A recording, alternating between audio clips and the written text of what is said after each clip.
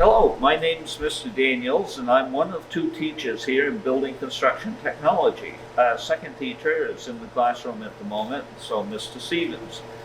So basically what we do in building construction is it's a 2-year program with an optional third. The first year you're learning basic framing and sheathing and roofing concepts, and we do that through live projects in the book that are going to be sold to customers.